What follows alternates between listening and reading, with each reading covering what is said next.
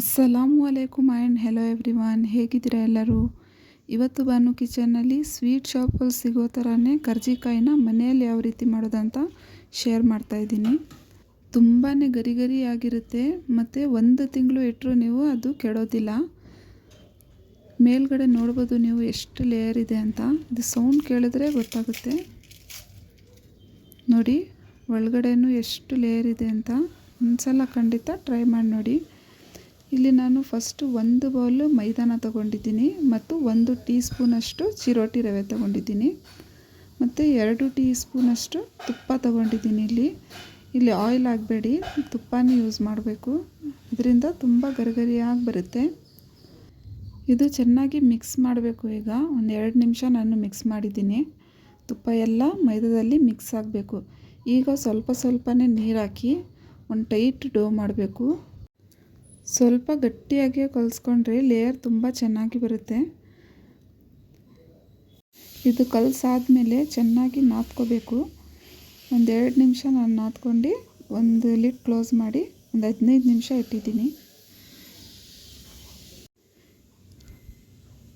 ಈಗ ಒಂದು ಪ್ಯಾನ್ ಬಿಸಿ ಮಾಡೋಕ್ಕಿಟ್ಟಿದ್ದೀನಿ. ಅದರಲ್ಲಿ 2 ಟೀ ಸ್ಪೂನಷ್ಟು ಬಿಳಿ ಎಳ್ಳು ಹಾಕಿ ಚೆನ್ನಾಗಿ ಡ್ರೈ ರೋಸ್ಟ್ ಮಾಡ್ಕೋಬೇಕು. ಇದು ಸ್ವಲ್ಪ ಕಲರ್ ಚೇಂಜ್ ಆಗೋ ತನಕ ಫ್ರೈ ಮಾಡಿದ್ದೀನಿ. ಈ ಥರ ಫ್ರೈ ಮಾಡೋದ್ರಿಂದ ಎಷ್ಟು ದಿವಸ ಇಟ್ಟರೂ ಇದು ಕೆಡೋದಿಲ್ಲ. ಮತ್ತು 2 ಟೀ ಸ್ಪೂನಷ್ಟು ತುಪ್ಪ ಹಾಕಿ 1 ಟೀ ಸ್ಪೂನಷ್ಟು ಚಿರೋಟಿ ರವೆನ ಹಾಕ್ತಾಯಿದ್ದೀನಿ. ಚಿರೋಟಿ ರವೆ ನೀವು ಬೇಕಂದರೆ ಜಾಸ್ತಿನೂ ಹಾಕ್ಕೋಬೋದು. 1 ಕಪ್ ಮೈದಾದಲ್ಲಿ ನಾನು 8 ಕರ್ಜಿಕಾಯಿ ಮಾಡಿದ್ದೀನಿ. ನೀವು ಜಾಸ್ತಿ ಮಾಡಬೇಕಂದ್ರೆ ಕ್ವಾಂಟಿಟಿನ ಡಬಲ್ ಮಾಡ್ಕೋಬೋದು. ಈಗ ಇದು ಗೋಲ್ಡನ್ ಕಲರ್ ಬಂದಿದೆ. ಇಲ್ಲಿ ಒಣ ಕೊಬ್ಬರಿ ತುರಿನ ಹಾಕ್ತಾಯಿದ್ದೀನಿ. 1 ಕಪ್ ಮೈದಾಗೆ 1 ಕಪ್ ಕೊಬ್ಬರಿ ತೊಗೊಂಡಿದ್ದೀನಿ. ಇದು ಸ್ವಲ್ಪ ರೋಸ್ಟ್ ಮಾಡ್ಕೋಬೇಕು. ಇಲ್ಲಿ 1 ಟೀ ಸ್ಪೂನಷ್ಟು ಗಸಗಸೆನೂ ಹಾಕಿದ್ದೀನಿ, ಅದು ಸ್ಕಿಪ್ ಆಗಿಬಿಟ್ಟಿದೆ.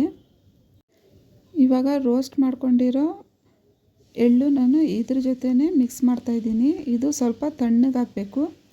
ತಣ್ಣಗಾದ್ಮೇಲೆ ನಾನು 1 ಕಪ್ ಮೈದಾ 1 ಕಪ್ ಕೊಬ್ಬರಿಗೆ 3/4 ಕಪ್ಪಷ್ಟು ಪುಡಿನ ಹಾಕ್ತಾಯಿದ್ದೀನಿ. ಇಲ್ಲಿ ನಾನು ಅರ್ಧ ಕಪ್ ಹಾಕಿದ್ದೀನಿ, ನನಗೆ ಸ್ವಲ್ಪ ಕಡಿಮೆ ಅನ್ನಿಸ್ತು, ಅದಕ್ಕೆ ಮತ್ತೆ ನಾನು 2 ಟೀ ಸ್ಪೂನ್ ಹಾಕಿದ್ದೀನಿ. ಟೋಟಲ್ 3/4 ಕಪ್ಪಷ್ಟು ಆಗಿದೆ. ಇದು ಹಾಕಿ ಚೆನ್ನಾಗಿ ಮಿಕ್ಸ್ ಮಾಡಬೇಕು. ಈ ಮೆಜರ್ಮೆಂಟ್ಗೆ ಫಿಲ್ಲಿಂಗ್ ಮತ್ತು ಹಿಟ್ಟು 2 ಕರೆಕ್ಟಾಗಿದೆ. ಇದೇ ಮೆಜರ್ಮೆಂಟಲ್ಲಿ ಮಾಡ್ಕೊಳ್ಳಿ ನೀವು. ಈಗ ಇಲ್ಲಿ 1 ಟೀ ಸ್ಪೂನಷ್ಟು ತುಪ್ಪ ಮತ್ತು 1 ಟೀ ಸ್ಪೂನಷ್ಟು ಎಣ್ಣೆ ಹಾಕಿದ್ದೀನಿ. ನೀವು ಬೇಕಂದರೆ 2 ತುಪ್ಪನೇ ತೊಗೋಬೋದು. ಅದರಲ್ಲಿ 1 ಟೀ ಸ್ಪೂನಷ್ಟು ಕಾರ್ನ್ಫ್ಲೋರ್ ಹಾಕಿ ಮತ್ತು ಅರ್ಧ ಟೀ ಸ್ಪೂನಷ್ಟು ಮೈದಾ ಹಾಕಿ ಚೆನ್ನಾಗಿ ಒಂದು ಸ್ಲರಿ ಮಾಡ್ಕೋಬೇಕು. ನೋಡಿ, 1 ಗಂಟು ಇಲ್ದಂಗೆ ಮಾಡ್ಕೊಂಡಿದ್ದೀನಿ. ಈಗ ಹಿಟ್ಟು ಸ್ವಲ್ಪ ಸಾಫ್ಟ್ ಮಾಡ್ಕೊಂಡು ಒಂದು ರೋಲ್ ಮಾಡ್ಕೋಬೇಕು. ಇದರಲ್ಲಿ ನಾನು 6 ಪೀಸ್ ಮಾಡಿದ್ದೀನಿ. ನೀವು ನೋಡ್ಕೊಂಡು ಸ್ವಲ್ಪ ದಪ್ಪ ಆದರೂ ಮಾಡ್ಕೋಬೋದು. ನಾನು ಸ್ವಲ್ಪ ತೆಳ್ಳಗೆ ಮಾಡ್ತಾಯಿದ್ದೀನಿ. ನೀವು ಸ್ವಲ್ಪ ದಪ್ಪ ಮಾಡಿಕೊಂಡ್ರೆ ಇನ್ನೂ ಚೆನ್ನಾಗಿ ಲೇಯರ್ ಕಾಣಿಸುತ್ತೆ. ಇವಾಗ ಒಂದೊಂದೇ ನಾನು ಚಪಾತಿಗಿಂತ ಸ್ವಲ್ಪ ಚಿಕ್ಕದಾಗಿ ಲಟ್ಟಿಸ್ಕೊತಾ ಇದ್ದೀನಿ. ಇಲ್ಲಿ ನಾನು 6 ಇದೇ ಥರ ಲಟ್ಟಿಸ್ಕೊಂಡು ಆಮೇಲೆ ತೋರಿಸ್ತೀನಿ.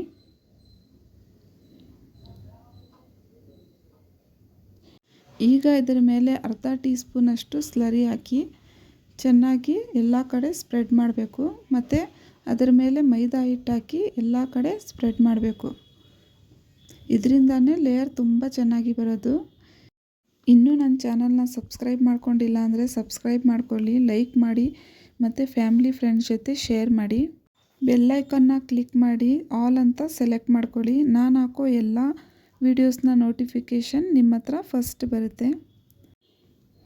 ಈಗ ಇದು ರೆಡಿ ಆಗಿದೆ. ಇದು ಒಂದು ರೋಲ್ ಮಾಡಬೇಕು. ಈ ಥರ ಒಂದು ಟೈಟ್ ರೋಲ್ ಮಾಡಿ, ನಾನಿಲ್ಲಿ 8 ಪೀಸ್ನ ಮಾಡಿದ್ದೀನಿ. ನೀವು ನೋಡ್ಕೊಂಡು ಸ್ವಲ್ಪ ದಪ್ಪ ಬೇಕಾದರೂ ಮಾಡ್ಕೋಬೋದು. ಸ್ವಲ್ಪ ದಪ್ಪ ಮಾಡೋದ್ರಿಂದ ಲೇಯರ್ ತುಂಬ ಚೆನ್ನಾಗಿ ಕಾಣಿಸುತ್ತೆ.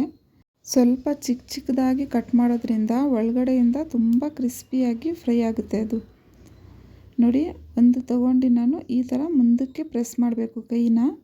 ಇನ್ನೊಂದು ತೋರಿಸ್ತೀನಿ ನೋಡಿ, ಯಾವ ಥರ ನಾನು ಮುಂದಕ್ಕೆ ಪ್ರೆಸ್ ಮಾಡ್ತಾಯಿದ್ದೀನಿ ಅದೇ ಥರ ಮಾಡಬೇಕು. ಇವಾಗ ಇದು ಚಿಕ್ಕದಾಗಿ ಲಟ್ಟಿಸ್ಕೋಬೇಕು. ನೋಡಿ ಇಷ್ಟು ಪೂರಿ ಬರುತ್ತಲ್ಲ ಅಷ್ಟು ಲಟ್ಟಿಸ್ಕೊಂಡಿದ್ದೀನಿ. ಇದರಲ್ಲಿ ನಾನು 2 ಟೀ ಸ್ಪೂನಷ್ಟು ಫಿಲ್ಲಿಂಗ್ ಹಾಕಿದ್ದೀನಿ. ನೀವು ಬೇಕಂದರೆ ಸ್ವಲ್ಪ ಕಡಿಮೆನೂ ಹಾಕ್ಕೋಬೋದು. ಫಿಲ್ಲಿಂಗ್ ಸ್ವಲ್ಪ ಜಾಸ್ತಿ ಹಾಕ್ಕೊಂಡ್ರೆ ತಿನ್ನೋಕ್ಕೆ ತುಂಬ ಚೆನ್ನಾಗಿರುತ್ತೆ. ಈಗ ಇದನ್ನು ಈ ಥರ ಫೋಲ್ಡ್ ಮಾಡಿ ಸೈಡ್ ಎಲ್ಲ ಚೆನ್ನಾಗಿ ಪ್ರೆಸ್ ಮಾಡಬೇಕು, ಇಲ್ಲಾಂದರೆ ಬಿಚ್ಕೊಂಡ್ಬಿಡುತ್ತೆ ಅದು. ಸ್ವಲ್ಪ ಬೆರಳಿಗೆ ನೀರು ಹಾಕ್ಕೊಂಡು ಆದರೂ ನೀವು ಪ್ರೆಸ್ ಮಾಡ್ಬೋದು. ನಾನಿಲ್ಲಿ 1/4 ತೊಗೊಂಡು ಈ ಥರ ಡಿಸೈನ್ ಮಾಡ್ತಾಯಿದ್ದೀನಿ. ನೀವು ಬೇರೆ ಡಿಸೈನ್ ಆದರೂ ಮಾಡ್ಕೋಬೋದು, ಇಲ್ಲಾಂದರೆ ಪ್ಲೈನಾಗಿ ಫ್ರೈ ಮಾಡ್ಬೋದು. ಈಗ ಇದು ರೆಡಿಯಾಗಿದೆ. ನೋಡಿ ಎಷ್ಟು ಲೇಯರ್ ಆಗಿ ಕಾಣಿಸ್ತಾ ಇದೆ ಅಂತ. ಇಲ್ಲಿ ಫ್ರೈ ಮಾಡೋಕ್ಕೆ ಒಂದು ಪ್ಯಾನಲ್ಲಿ ನಾನು ಅರ್ಧ ಲೀಟ್ರಷ್ಟು ಎಣ್ಣೆ ಹಾಕಿದ್ದೀನಿ. ಇದು ಮೀಡಿಯಮ್ ಫ್ಲೇಮಲ್ಲಿ ಬಿಸಿ ಮಾಡ್ಕೊಂಡಿದ್ದೀನಿ. ಹೈ ಫ್ಲೇಮಲ್ಲೇ ಫ್ರೈ ಮಾಡಿದ್ರೆ ಇದು ಅಷ್ಟು ಕ್ರಿಸ್ಪಿಯಾಗಿ ಬರೋದಿಲ್ಲ. ನೀವು ಮೀಡಿಯಮ್ ಫ್ಲೇಮಲ್ಲೇ ಇದು ಫ್ರೈ ಮಾಡಬೇಕು. ನಾನಿದು 3 ಹಾಕಿದ್ದೀನಿ. 3 ಫ್ರೈ ಮಾಡೋಕ್ಕೆ ನಾನು ಒಂದು 15 ಮಿನಿಟ್ಸ್ ಆದರೂ ಬೇಕಾಗುತ್ತೆ. ಈ ಥರ ಬಬಲ್ಸ್ ನೋಡಿದ್ರೇ ಗೊತ್ತಾಗುತ್ತೆ ನಿಮಗೆ ನಾನು ಎಷ್ಟು ಮೀಡಿಯಮ್ ಫ್ಲೇಮಲ್ಲಿ ಫ್ರೈ ಮಾಡಿದ್ದೀನಿ ಅಂತ.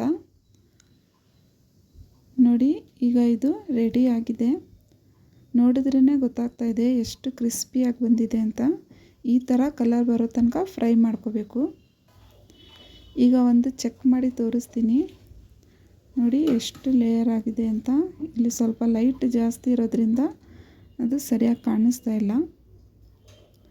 ಒಂದು ಚೆಕ್ ಮಾಡಿ ತೋರಿಸ್ತೀನಿ ಒಳಗಡೆ ಎಷ್ಟು ಲೇಯರ್ ಇದೆ ಅಂತ. ನಿಮಗೆ ಸ್ವೀಟ್ ಶಾಪಲ್ಲಿ ಯಾವ ಥರ ಸಿಗುತ್ತೆ ಅದೇ ಥರ ಟೆಕ್ಸ್ಚರ್ ಇದೆ ಮತ್ತು ತುಂಬ ಟೇಸ್ಟಿಯಾಗಿತ್ತು. ಒಂದು ಸಲ ಟ್ರೈ ಮಾಡಿ ನೋಡಿ. ಹೊರಗಡೆಯಿಂದ ತರೋ ಬದಲು ಮನೆಯಲ್ಲೇ ನಾವು ಈಸಿಯಾಗಿ ಮತ್ತು ಟೇಸ್ಟಿಯಾಗಿ ಮಾಡ್ಕೋಬೋದು. ಒಂದು ಸಲ ಖಂಡಿತ ಟ್ರೈ ಮಾಡಿ. Thanks for watching. ಅಲ್ಲಾ ಹಾಫೀಸ್.